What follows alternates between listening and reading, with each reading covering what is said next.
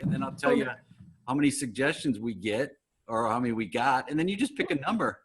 Oh, okay. Oh, is there anything I need to know? We haven't started yet, have we? No. I just started recording right now, so we have not started yet. No, it's 10. A lot of these have been like mono scenes, but whatever, you know? Okay. I think the big thing is like, I think having as much fun as possible. Okay, cool. That sounds great. Is there anything that you want out of this? Is there something that you particularly want or need today? Is that a weird question? Not at all. It's not a weird question. And no, I'm just looking forward to playing with you and having fun. Okay. It's been, okay, good. I mean, that's one thing for me is these have been so fun that just the fact I can connect with people online now is great. So, yeah. That's the part that has been like so surprising to me is like being able to do one-on-one sessions with people everywhere. I never get to do that because like, that's just not, I just don't. It's been so cool. And it's like what a silver lining in this, the horribleness that is happening is you get to now talk to people all around the globe. And so, you know, this is something that has, you know, afforded a chance for improv to go even more global. And so I think that's the one positive I keep taking from this is like, wow, I get to connect with more people and do, you know, these moments right here. So, okay, cool. We've got, 52 suggestions. So you pick a number. Pick a number between 1 and 52. Oh, baby. How about 28? Oh, great. Now, Andel, this is the most favorite part of the show is where I then have to go and count the suggestions. Oh, no. 1. No. It's good. I feel good about my choice. 15, 16, 17, 18, 19, 20. 1, 2, 3, 4, 5, 6, 7. Oh, this comes from Bo Klausen. Now, Bo, he's gotten probably the most of his suggestions selected for some reason. What? Yeah. That's like magic number. Well, like mentalism. Right. He just pops up. He's been first. He's been 17th. He's been 30th, and now he's 28th. His suggestion is tips are welcome. Tips are welcome. Tips are welcome. Perfect.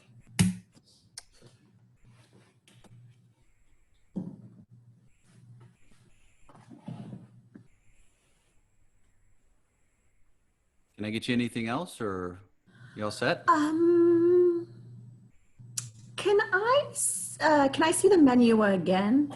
Sure. Yeah. Okay. Thank you. I've got it right here. Here you go. Okay. Okay. Thank you. Yeah. Hot day. It's the first time I've been out in a while. I know. Thanks for bringing us your business. We appreciate it. Yeah, I wasn't sure I wasn't sure. You can say it. If you, I wasn't sure. Do you, are you happy that I'm here? Or, and you can be honest. You can be honest. Do you really? Can I be honest? Yeah. I'm very happy you're here because you're the first human I've talked to, like, face to face. So. Okay. And I'm doing all the stuff. So. Oh, me too. We had to actually go through a training. So. Oh, good. Yeah. Cool. But I want you to, I don't want to feel like, okay. I came up and I said, like, can I get you anything else? And my first thought was, it sounds like I'm pushing you out, but please, dude, we've got no one else coming in. You're the only one here. So. Yeah. And to be honest, if someone else did come in, I would leave. You should. Because I am, because of, I know we're outside, but you know. Yeah. Yeah, exactly. I mean, precaution, right? Yeah. To put your mind at ease, I live alone. Same. Yeah. Okay. Good. Oh, really? Sorry. Go ahead. I'm sorry. This is the first. I haven't talked to anyone in 3 this is weird. months. This is like the conversation is like You go? Do I go? No, yeah. It's like, no, you. No, you. The only thing that's missing is one of us freezes. Wait. Did you? Yeah, no, okay. Yeah. Okay.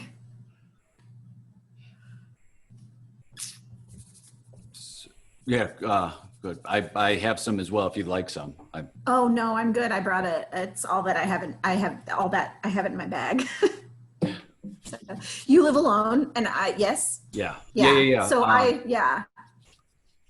It's I mean, if you want to know the truth, not by choice. I got divorced last year. I guess it's good because right before this pandemic, I was thinking, wow, what if I was living still with my ex? And I mean, he is who he is, and I am who I am, and we just decided that we go. Is this too much? I feel like I haven't been talking to people, and I don't want this to be inappropriate. So I'll let you know. How about let's make a rule? Okay. If I am too much, you tell me, and if you're too much, I'll tell you. That's perfect. Yeah. Yeah. No. Yeah. So yeah, I've been living alone the past 3, 4, 6. Oh, it's been 6 months. Oh wow! So it was like right before the pandemic.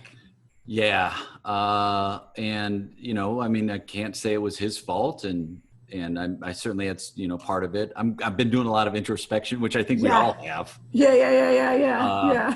And I was like, I mean, it's for the better. It just when you live alone, sometimes it's like it hurts, and then the pandemic comes in, and you're like, all right, I need some sort of connection with someone, and so I'm glad you're here.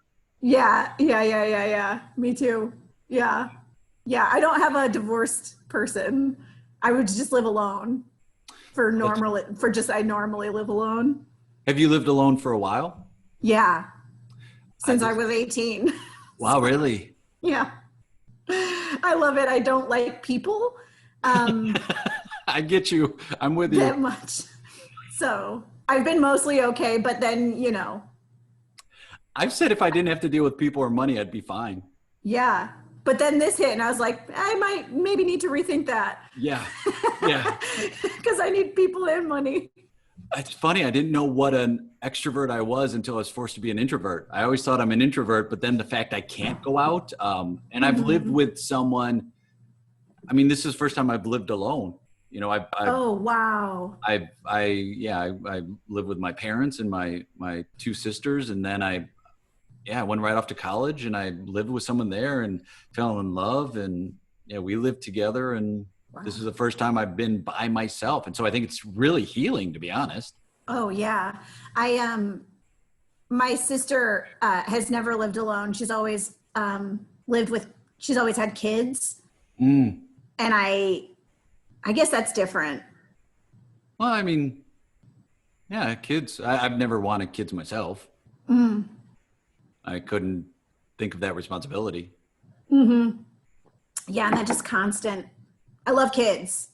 I hate people. I love kids. You don't want them to grow up.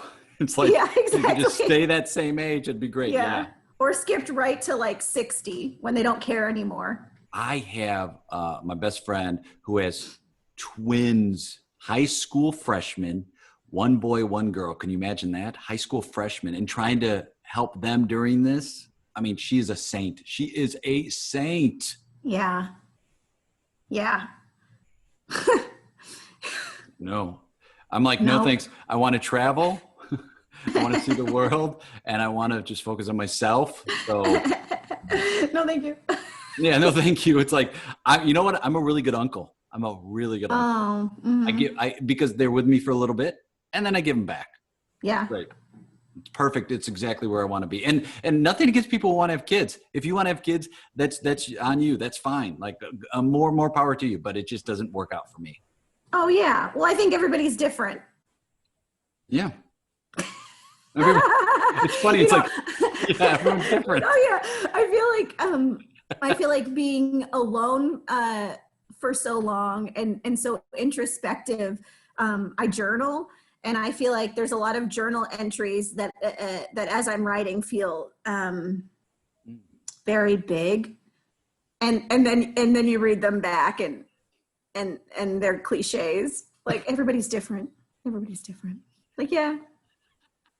I used to write on cocktail napkins, and I would write there, Just and then everything. Yeah. And I thought, and I've got a shoebox full of cocktail napkins, and I thought one day I'm going to put this all together, and I haven't. Like, I just write them and I put them down. Like, I have. Well, that you could do that. Although you're an essential worker, so I guess you. I don't know. Do you feel safe? I mean, it's, to be honest, I have to earn a living. And so I think we take as much precaution as we can, but I'm feeling like right now, people are more just suffering from malaise and like want to wish this to end. And it's like, I think it's going to be with us. I don't think it's going to end. I think it's going to be with us. And so, I mean, if I sat and really thought about it, I'll get in trouble because I'll go down that rabbit hole. And right now I'm just trying to stay moment to moment. So I think we're doing all the precautions we can. I appreciate that you're wearing a mask. And then, I mean, it's, I guess, you know, like my dad always said, it is what it is. It is. Oh, that's one of those, one of those good ones. It is what it is. It is what it is. Yeah. That's one of those. Yeah. I don't know. Do you feel safe? No, never. No, but I didn't before this either. And so it's hard to, no, I get it. It's, you know, I have been called quirky. So I think it's hard to delineate what was what's before, what's after, what's real, what's, you know, what's in our heads and if it matters. Cause you know, reality, I don't know, nothing is real. You know, like you tell me that time is real, but from these last 3 months, you know, a day can last a month, right? And a week can go by in a blink. Like and that's not, so how do I know what's real? Or my sister said, it feels like it's the longest day right now and the shortest day at the same time. Yeah. You're right. It's like, what's real? We're kind of looking out and we've been so isolated that everything seems like a television program. And so when you go outside, it's like, oh, this seems like I'm in a TV show, but it's like, no, this is something that the novelty of it has worn off. At first there was novelty. And so people were like, all right, let's stay inside and isolate. And now it's, you know, I'm getting a sense that people are just ready to move on. It's like, you can't really move on. But how do you know who to believe? You know, if restaurants and my government is saying that it's okay, how do I know that's not true? You don't. Yeah. Right? Yeah. And so we all have different things that we're listening to. So how can I be mad at someone who's listening to someone else? I can.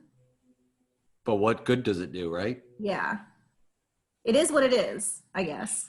It is what it is. And I think you tend to listen to, you know, I think as you get older, you go one of two directions. One is you get set in your ways, or the other is you continue to evolve. And so, I don't know, like you said, or both. Like, set in some ways and evolve in other ways. I think, you know what I think? I think that two things can be true at the same time. Oh, 100%. That's one of the things I wrote in my journal. Really? At the time. Yeah. I mean, you're not wrong. You're right, and you're not wrong. Well, can I hear the specials again? Yeah, absolutely. So, scene. Oh my God, how fun was that? That was so fun, Jay. Well, Andel, it's so fun playing with you. Like, I love playing with you so much, and I was selfishly excited when you moved out to LA. Because it means we have a chance to play with each other even more. And like, you just are, it's just so fun because you're such a positive player and you don't mind getting vulnerable and you take your silly very seriously. Thank you. That is very nice of you to say. It's fun. Yeah. I mean, do you feel like as you get more experience in improv, you kind of care less about what's going to happen and more about the fun? I think so. I think your center for why you do it changes, or I can only speak from my experience. I think my center for why I do it changes. So I'm always like, yeah, coming from a different place or wanting a different thing. Yeah. Yeah. I think that's so true. It's like everything just changes as you go. And then you get to a point where I think you do enough stage time where you go, this will be fine. It's going to work out. We're going to have as much fun as we can. And like, you've got also a background. You play almost with like a short form style too, which I love, which is like, let's just do it. Let's do it and see what happens. Let's not think about it too much. Let's just action. And where's the fun? Yeah, I think that's probably, the fun of it, of like, when is this playing? Because I think outside of improv, I can be an overthinker. So that's the fun of it to me, right? Is like being like, when I improvise, it's just make believe. Totally. And I think there's something too, like when the more you do it, the more you can let go, because like when you're doing it early on, you don't get that many chances. So it feels more weighty. So you can put more expectation on the experience. Whereas like at this point, even if like we got out of the scene, we're like, yikes. Like we would be able to like connect and laugh about that and then get to play again with more people. Oh, 1,000%. And I'm at a point now where we get out of the scene, it goes, yikes. I want to go, let's do it again. Let's go back into that world. Yeah. Let's embrace it. Where can people find you? Because not only are you an amazing, awesome performer, you're an incredible teacher and you do such great work in improv. Where can people, if they want to connect with you or follow you or find you, what's the easiest way? My website, I don't update it enough, but I do have a website. It's YesAndel, so it's YesAndel.com. That's like usually where I try to put stuff, but I'm really bad at it. So I do a lot of posting on Facebook. So I feel like if you follow me on Facebook, a lot of that stuff, or Instagram, I usually post what I'm up to or what I'm not up to. Are you teaching online right now? Are you doing a lot of online teaching? Yeah, so I've been doing, I have been doing a couple like workshop-y things. For the most part, I've been doing one-on-one sessions because it's what I'm more comfortable with, and it's what I find like more connective, and I feel like I can give more in that way because I am incredibly introverted, and so like I can find some of the online stuff overwhelming. So I take frequent breaks, but I've been doing one-on-ones and having an amazing time. And people have reached out to teach workshops and those have been amazing, and coaching sessions. I'll be taking a break for the next month because of everything that's happening. I want to like refortify myself, and then I'll be back to doing online stuff.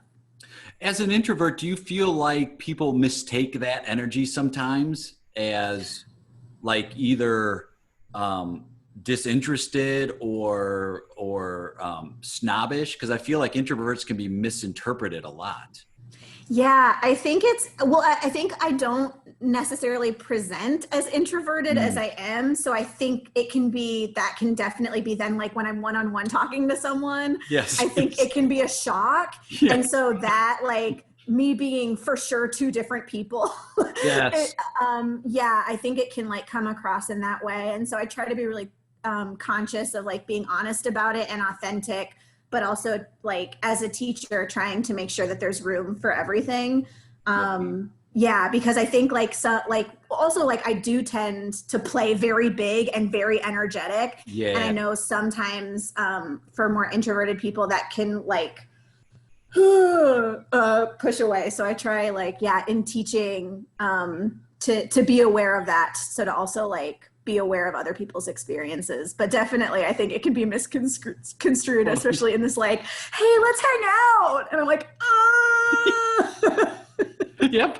Oh, okay. Oh, you canceled? Thank God. Oh, bummer. I know, like, I want to connect, but yay. So there's definitely, I feel like, a lot of like navigation that I try to do to also make sure that I stay open. Because what I do love about what improv does for me is it keeps me more open to other stuff. Yeah. And I stole a move from you that you do in class where, can you talk about pausing a scene if it's a triggering moment? Can you talk about like the gesture that you empower your students with and what they can do and how you handle that?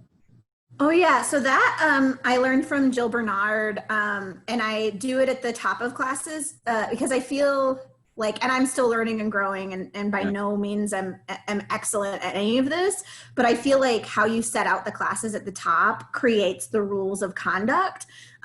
So like if something comes up in a scene that you are uncomfortable with in a way that is not fun and pushing your comfort zone in a way that you would like it to, give a really clear timeout sign and say timeout. And then the way I approach it is I will ask if you would like to open it up for discussion or if you would just like to move on, and both those options are good. I also, if it's a longer class, I make sure that they have my email. So I feel like that's really easy to say. I don't know if I ever would have taken advantage of that in a class as an introvert. So I also make sure they have my email. So if they want to say something about something that's happened, they can do that in a separate way so they don't have to be put on the spot. And if I'm working in a theater, I also make sure they have their information in case it's something involving me. So like they also can feel safe. If it's like something that I have done that they don't feel comfortable talking to me about, they have a line direct up. I mean, I think that's so helpful. I think it's just, safety first always. So I think those are great tools that all teachers can adapt. And it's not compromising what you're teaching. It's just giving tools to students to feel safer, which we all should be aware of.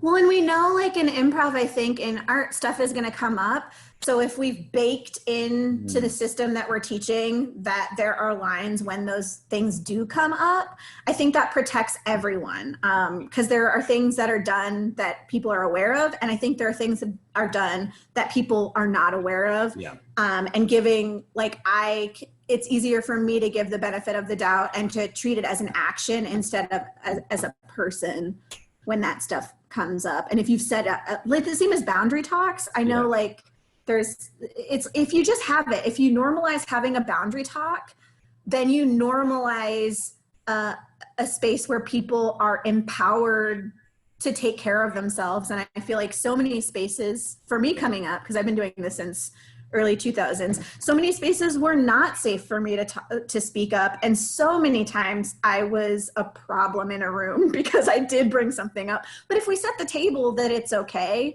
I think that takes some of the weight off, I hope of people being able to actually have a voice. I think that's so insightful. It's like set the table, bake it in. It's now a habit. It becomes part of the conversation. It becomes part of the class, and you make it safer so people feel they can do more in those situations. Well, and that's the thing. I think like it's not taking anything away from people. Right. And I think that's what some people are afraid of. It's actually opening up the possibilities, because then you've set that stuff out. I remember specifically in Oslo, I was sitting in with a group, and before the show, we had like a boundaries talk and like an expectations talk, and we were able to say things so that when someone did, so I was able to like say everything. So when stuff happened in the show, I wasn't like, I was like, oh, amazing. What an amazing move. Like this guy like lifted me up and twirled me around. And I don't know that he would have done that if I hadn't said, I don't know. So that's like a bad example, but the most recent one where I feel like it opens the door to people making conscious choices for themselves. Well, so fun playing with you, and I can't wait to do it again. You're the best. You're the best. Hopefully I'll see you in life. Also, your shirt, it goes with the painting behind you. It is very aesthetically pleasing. Oh, cool. Andel, thank you. That's so stupid, but it's so cool. You look so cool. You're the best. You look cool too. Thanks. Okay, bye.